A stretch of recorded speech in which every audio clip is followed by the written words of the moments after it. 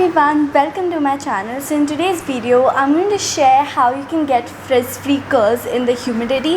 I can understand humidity can make our curls like look so poofy. If you live in tropical areas, the humidity is like too much. I live in Goa and here humidity is more than 90%. It's 97, 98 also. It's a lot. And I did some research on the internet about humidity. So let's talk about humidity first. So what is humidity? It's basically moisture in the air. So we basically have hydrogen bonds in our hair. So the moisture, that is the water in the air, that is H2O, it breaks the hydrogen bonds in our hair, and hydrogen bonds in the hair are very weak, so they are easily broken. So when you style your hair, you straighten them, so you're breaking those hydrogen bonds and you're manipulating your hair to remain straight. But if the outside moisture hits it, it's again gonna break the bond and it's again gonna start to get in its natural position. That's why your straightening doesn't remain. That is because of the humid or the moisture in the air. There's also another type of bonds which are very strong. They are called disulfide bonds, and they can be broken only by perms or permanent straightening. So what humidity does to our hair is it makes our hair swell a little bit. So that's why our hair becomes bigger and poofier, basically curlier than it actually is. And all the hydrogen bonds, they keep forming bonds with the neighboring hair till the outermost layer, that is the cuticle, is disrupted and our hair is all frizzy. The cuticle is the outermost, the smoothest layer basically. And why our curly hair looks so poofy is because it's naturally curly. So when the moisture hits and when all those reactions happen, it tends to go back to its natural shape, that is being curly. So if you compare a curly haired person and a straight haired person,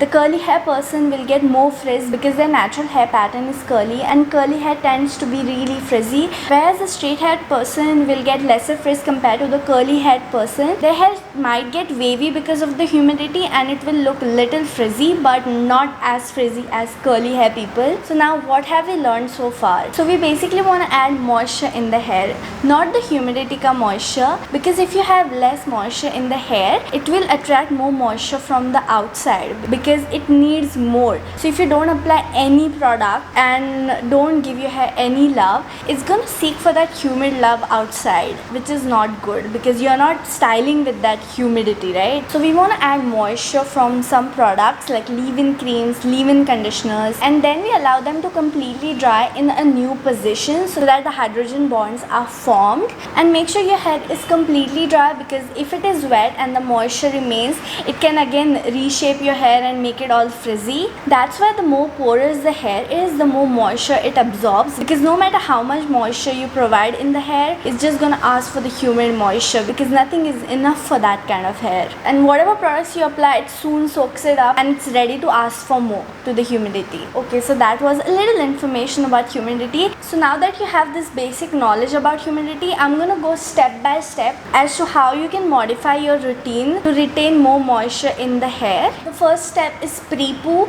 So whatever you apply before your shampoo, for example oil, I love applying oils, and I would highly recommend you to massage with oils before you shampoo your hair. So you can massage your hair with oil and leave it overnight, or you can do this 2 to 3 hours before washing your hair.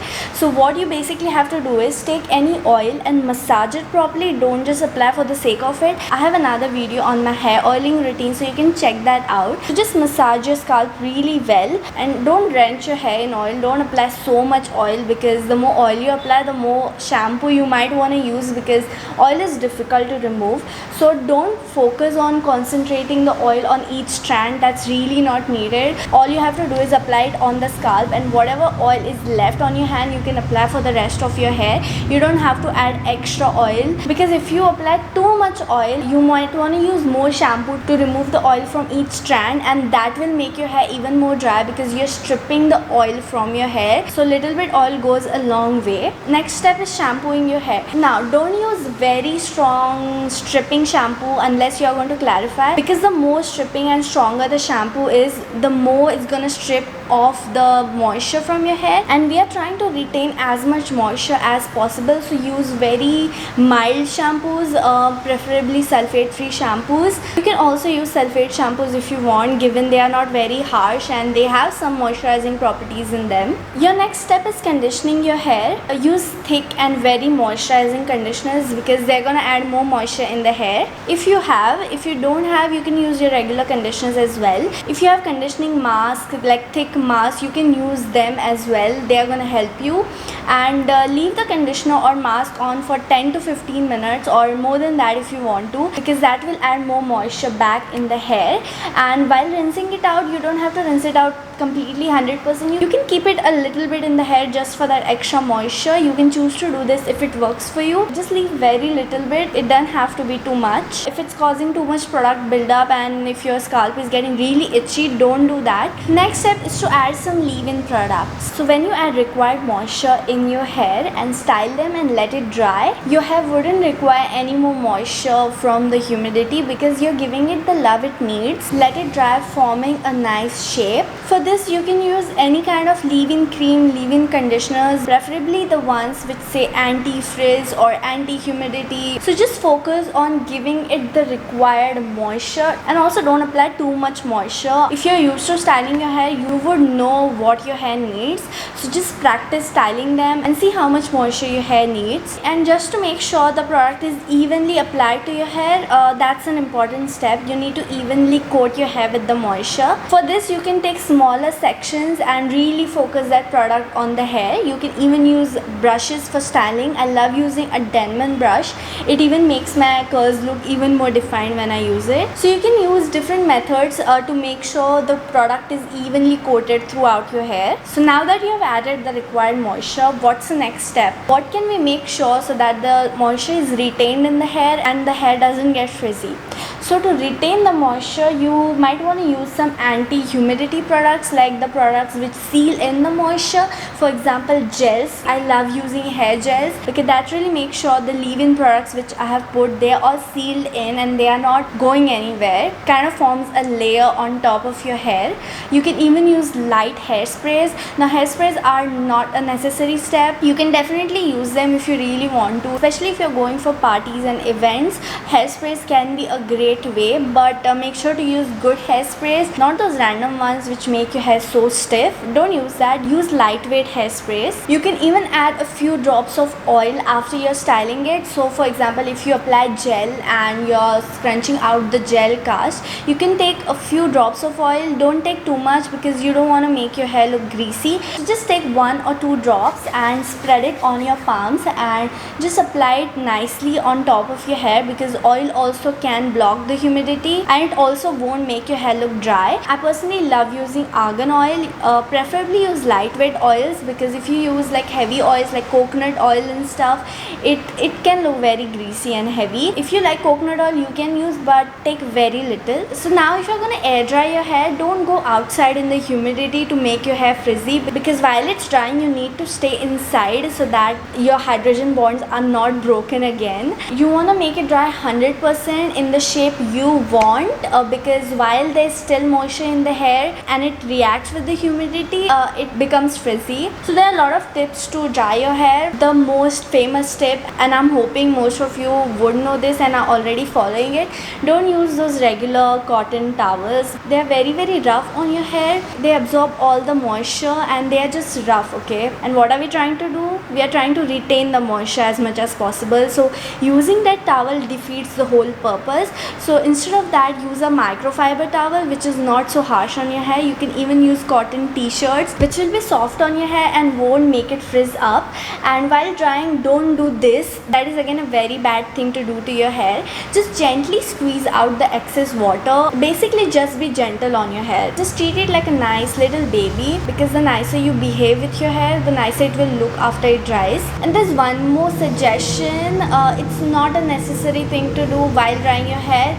is to sit in AC. I know not all of us have AC. I personally don't have AC in the room, but if you do and if you can dry your hair in the room which has AC, you can choose to do that. I believe ACs have humidity control settings, so you can reduce the humidity and you can let your hair dry completely in that room, especially while diffusing your hair, because if your hair gets frizzy from the humidity while drying only, then it's not gonna again become smooth. So till your hair is completely dry, just don't do any kind of experiment. Just stay home, stay indoors and let it dry. Now after we have done all this, how can we make sure that the hair is maintained and are presentable till our next wash? And I can understand it is difficult to leave your hair all the time because it's just so hot. I'm sweating right now. So you can tie a bun, a loose bun with a satin or silk scrunchie or something like this, because these are not gonna deform your curls and these are not even cotton, so it's not gonna absorb any moisture.